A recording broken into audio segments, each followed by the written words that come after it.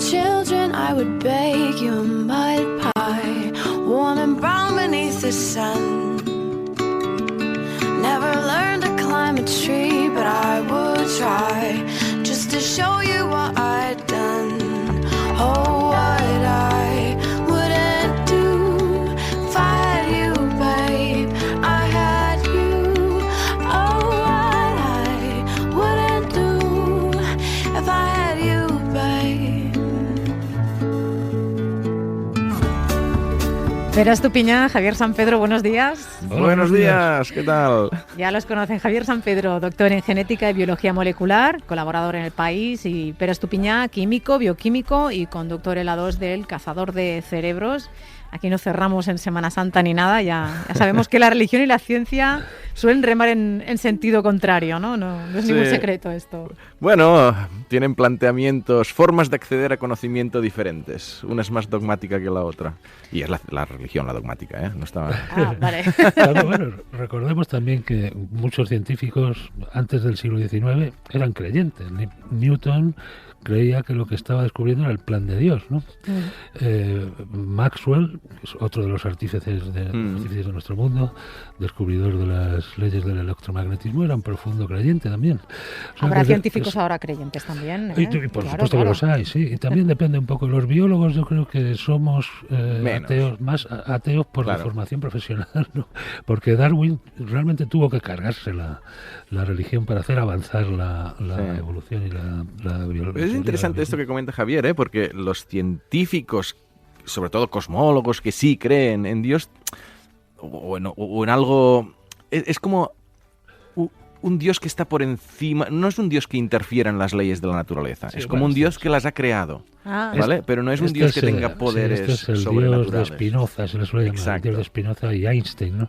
No tiene nada que ver con un Dios personal, sino que es un Dios que se revela por la armonía de todo lo que existe, que es, digamos, la razón de que el universo sea comprensible, que es la fe del científico, porque si tú crees que el universo no es comprensible, no puedes hacer ciencia, ¿no?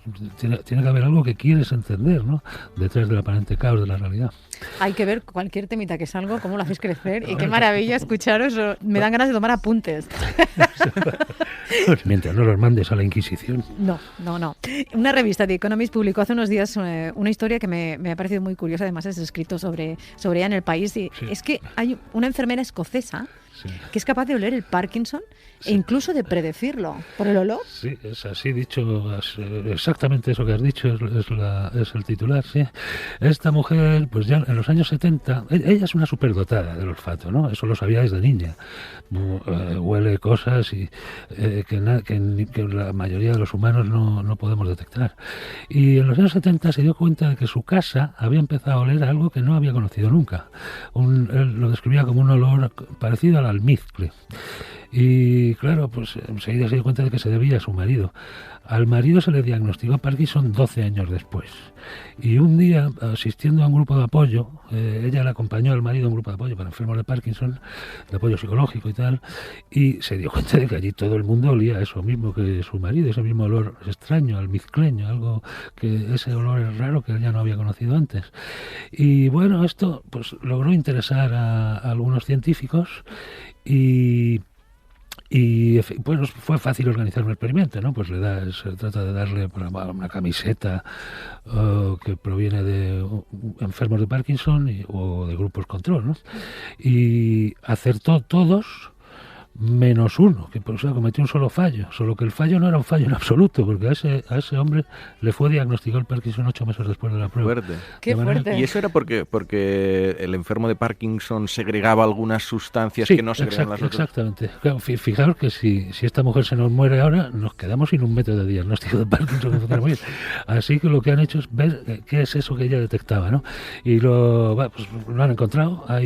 Los enfermos de Parkinson tienen encima de la espalda, en la parte alta de la espalda, tienen una sustancia grasa que se llama sebum, que emite 4 compuestos Curioso. volátiles que han detectado perfectamente con las modernas técnicas de análisis químico y que a partir de ahora se podrán usar para diagnosticar el Parkinson, como lo hacía esta enfermera, ¿no? Y eso es interesantísimo porque a veces hemos visto en las noticias también, o sea, perros que se han adiestrado para reconocer personas que o están a punto de morir o tienen una enfermedad en hospitales. Algunos tipos de cáncer. Tipos de cáncer. Y yo la verdad que las primeras veces que lo escuchaba pensaba que era una exageración, pero por lo que dices, o sea, tiene un fundamento sólido. Pues sí, vamos, claro, al perro no le podemos hacer todas las preguntas que le hacemos a la enfermera escocesa, pero todo perro tiene un olfato superdotado respecto a nosotros los seres humanos, y bueno, ya sabemos de sus grandes capacidades olfativas y para discriminar olores, ¿no? Los usamos todos los días en los aeropuertos para buscar restos humanos en caso de una catástrofe, etcétera. Esta es una comprobación científica de la típica noticia curiosa que lees en la prensa que dicen el gato que predice la muerte de los ancianos en una residencia. Esto yo lo he leído, que cuando se va a dormir a la cama de un anciano es como que el anciano ese le quedan días, vamos. Me imagino que nadie quiere dejar entrar al gato en las habitaciones. Los gatos van al calor, ¿no? Se te sube al capó del coche cuando acabas de apagar el motor, y si le gusta la cama del anciano será que tenía fiebre, a lo mejor puede ser una mala señal. Como se haya ganado el gato la fama de predecir la muerte, no debe querer nadie tener al gato le van a cerca. echar a patada. I will live my life as a lobsterman's wife on an island in the blue bay. He will take care of me, he will smell like the sea, and close to my heart he'll always stay.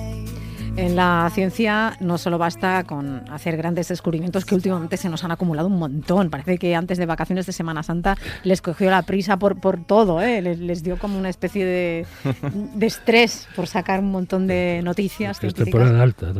Temporada alta. Los descubrimientos se hacen, sino que cada avance debe ser convenientemente explicado e ilustrado.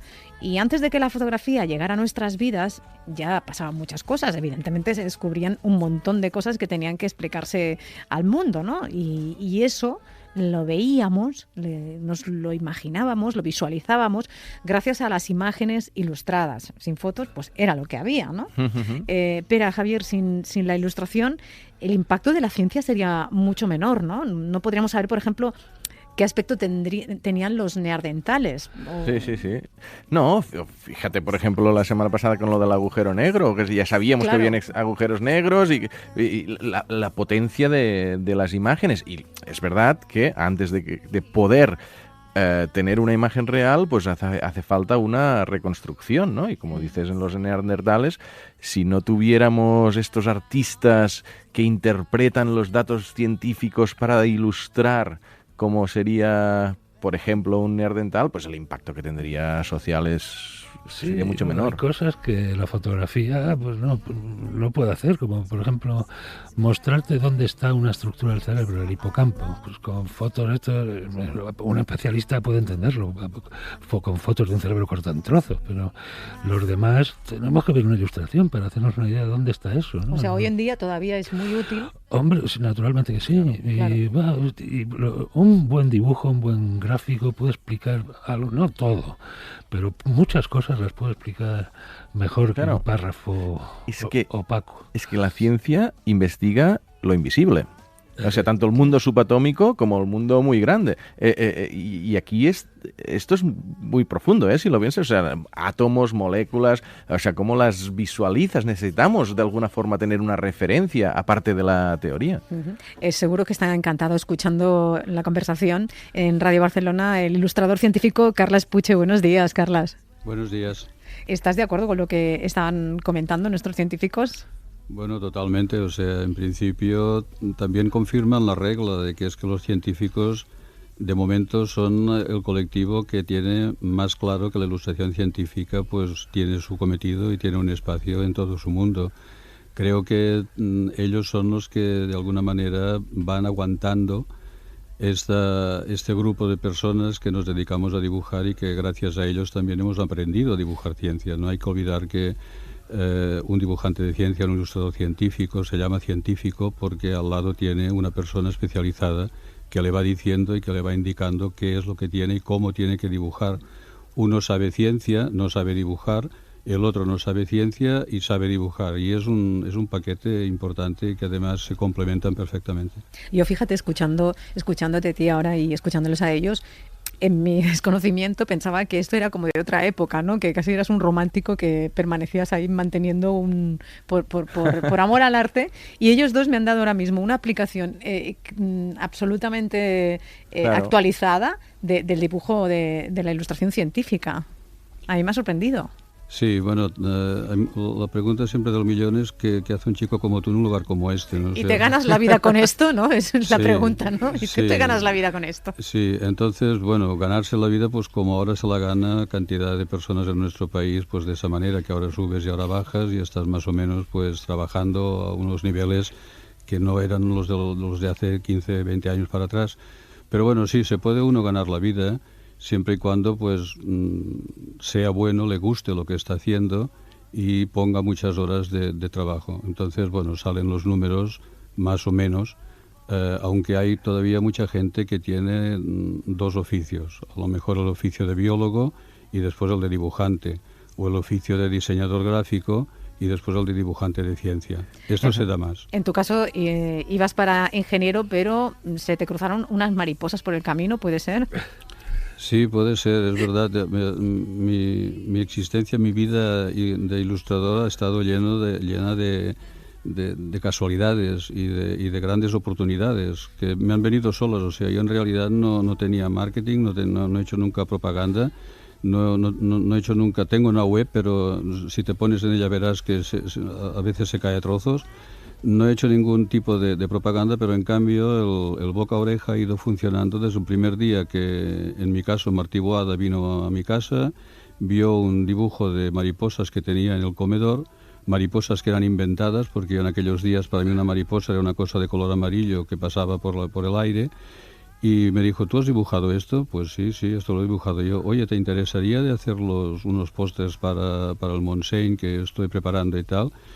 Y le dije que sí, sin saber tampoco demasiado dónde me metía. Ajá. Y a partir de ahí, pues hasta hoy he ido corriendo de un científico a otro. Martí Boada conocía a Teresa Franquesa conocía a Ramon Folk conocía a Jordi Sargatal, y de ahí pues fui pasando de uno a otro. Por la teoría de los 6 pasos, ¿no? Que toda persona está relacionada con otra por no más de 6 pasos, pues se cumple exactamente en tu caso, ¿no? Y más en un país tan pequeño como el nuestro. Sí. Oye, ¿y qué ha sido lo que... Es que me da mucha curiosidad, ¿no? O sea, cuando me imagino que te viene un científico y dice, oye, dibújame esto. O sea, ¿cuáles son los grandes retos que te has encontrado? Y dices, ¿por dónde empiezo? Bueno, en mi caso los retos fueron mayúsculos, porque yo no era un especialista en ninguna de las especialidades que me he dedicado a dibujar, en ciencia naturalista, en ciencia de naturaleza. Entonces, claro, la primera vez que me dijeron de dibujar pues un árbol, tuve que comenzar a saber, y es así, no exagero, a saber cómo era el árbol. O sea, para mí un árbol era una nube verde que tenía algo que tocaba el suelo que era de color marrón, y a partir de ahí empecé a saber que los árboles tienen nombre, tienen apellido, se llaman robles, se llaman encinas, y que cada uno tiene sus características.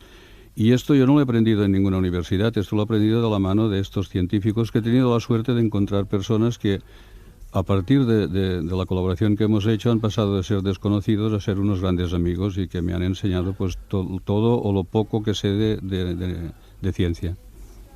Yo ahora decías la imagen esta del dibujo del árbol, ¿no? Tan básico, tan infantil, pero curiosamente las ilustraciones científicas son muy detalladas, minuciosas casi. Ajá. A mí me encanta mirar las ilustraciones de libros de naturaleza, por ejemplo, ver casi que puedes ver la corteza de ese árbol al detalle. Me imagino que eso te hace tener una capacidad de observación especial. ¿También la has educado? Sí, algo que necesitas educar muchísimo es eso, precisamente, la observación. O sea, un buen ilustrador científico pasa de ser una persona que mira a una persona que observa, a una persona que se da cuenta de todos los detalles, de que sabe pues detalles que a otra gente se le escapa. Yo, por ejemplo, cuando hago mis cursos y llevo gente al bosque, y entramos dentro de un bosque de 200, 300 metros, cuando nos paramos y les digo, ¿habéis visto el lavabo que había a la entrada? Y el timbre, ¿lo habéis oído? ¿Y habéis visto el comedor? Y claro, se quedan con los ojos abiertos a ver qué me está diciendo ¿no? Tiras para atrás y les enseñas pues dónde come el ratón de bosque, el jabalí donde se desparasita, el arrendajo, cómo te va gritando a partir que tú entras dentro del bosque, es el primero que alerta a todos los demás de que alguien extraño se está metiendo en su terreno. Todo esto la gente, entre comillas, normal, pues no lo detecta. En cambio, un ilustrador científico sí, porque ha tenido antes que todo esto darse cuenta, por ejemplo, que un pato nunca se debe poner encima de una rama de un árbol, por ejemplo. Todo, o sea, a través de la observación y de tu trabajo te has llegado a convertir en un científico, porque ahora has hecho un recorrido y una observación absolutamente científica de lo que es un bosque. No, yo creo que no, esto sería... No te atreves a eso. No, esto sería subir muy arriba. Lo que sí me he convertido quizá en un especialista en ilustración científica, un especialista modesto, pero sí que de eso sí que puedo hablar y puedo hablar con un cierto conocimiento, porque después de 40 años de estar dibujando ciencia, pues sí que de alguna manera, por ejemplo, sabes que es una ilustración científica de divulgación, que es diferente de una ilustración científica de investigación, y estas dos partes, pues cómo se deben tratar. Normalmente se confunde muchísimo. En muchos casos, por ejemplo, todo el mundo cuando ve un dibujo tuyo te dice, uy, qué ilustración más bonita. Dices, no, perdona, esto no es una ilustración. Esto se convierte en una ilustración en el momento de que sale en una publicación, pero antes no, antes es un dibujo. ¿Y te limita la ciencia? Yo hago un programa en televisión y muchas veces hacemos guiones de ciencia y hay un guionista determinado que dice, ostras, pues esto quedaría muy bien si lo hiciéramos así, o quedaría muy bien si lo explicáramos de esta manera. Y yo digo, ya, pero es que entonces se aleja demasiado de la realidad. Claro, entonces la ciencia te marca mucho como unos límites, ¿no? Es decir, esta es la parte artística, te está frenada por la ciencia. Es verdad que por otro lado te abre un mundo también, ¿eh? De decir, ostras, me permite dibujar cosas, como decíamos antes, que son invisibles, ¿no? Y está aquí este pro y contra, ¿no?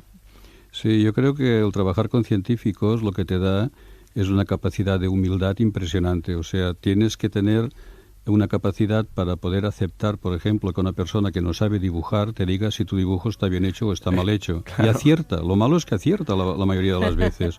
O sea, ese es el gran reto que tiene un ilustrador científico, el no dejar que su ego, que su parte artística se ponga por delante de aquello que un especialista le dice que tendría que tener su dibujo.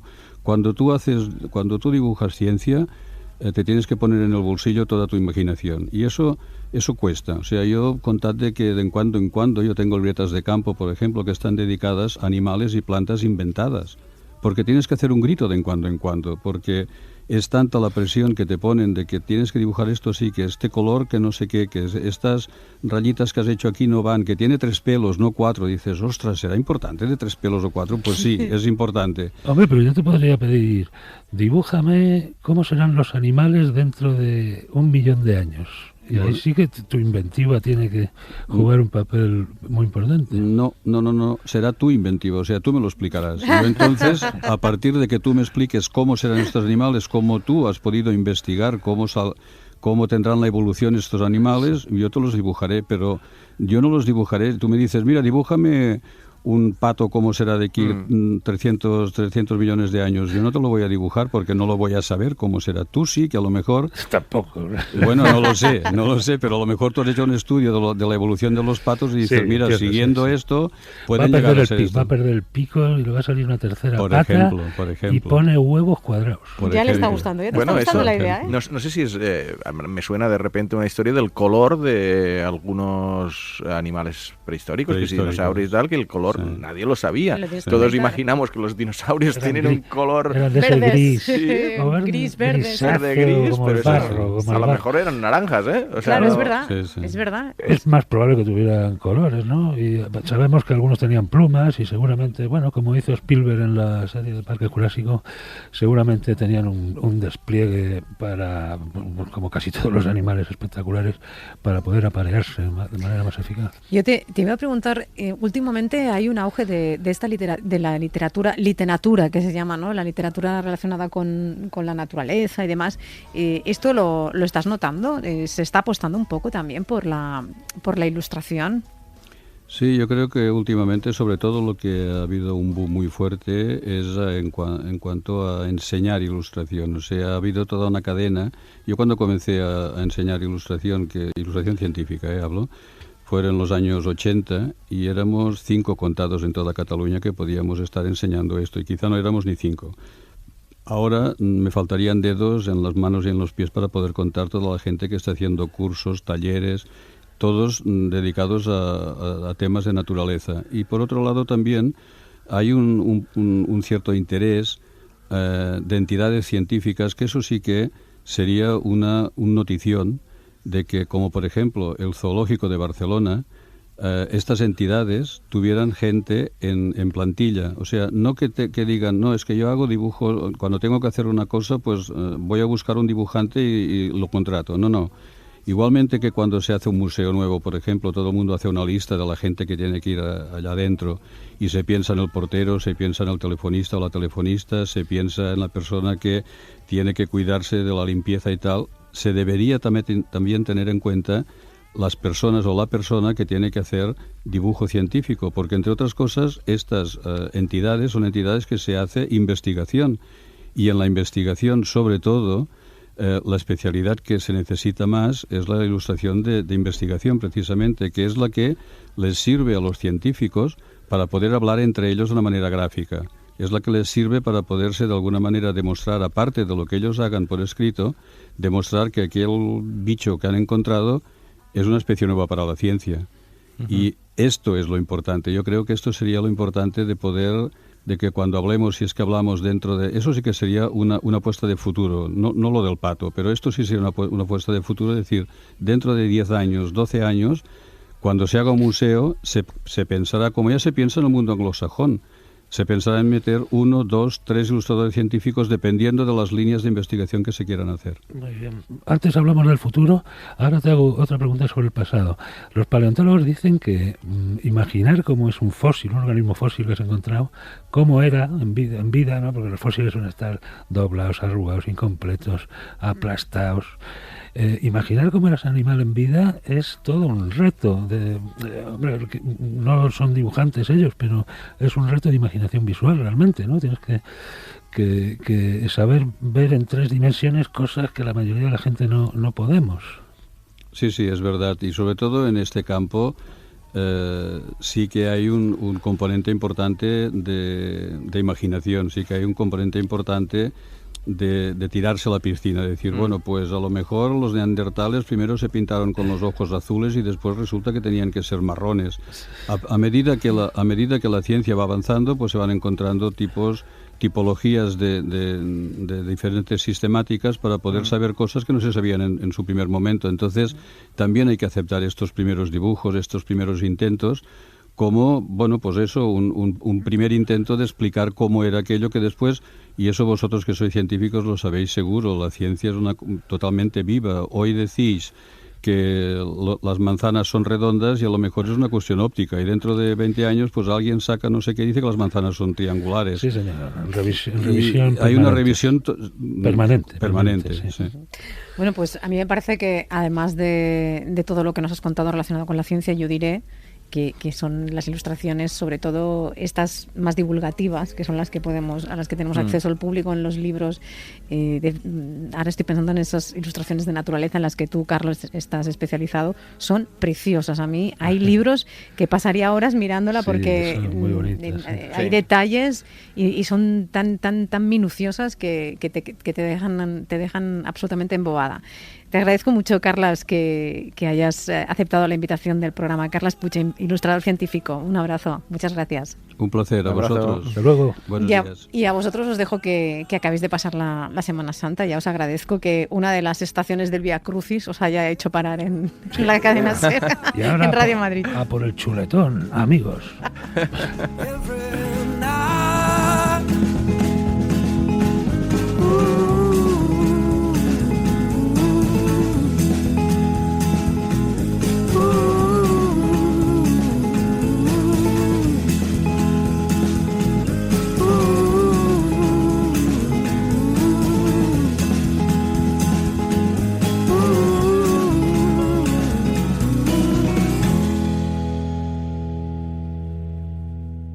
A vivir que son 2 días, con Lourdes Lancho.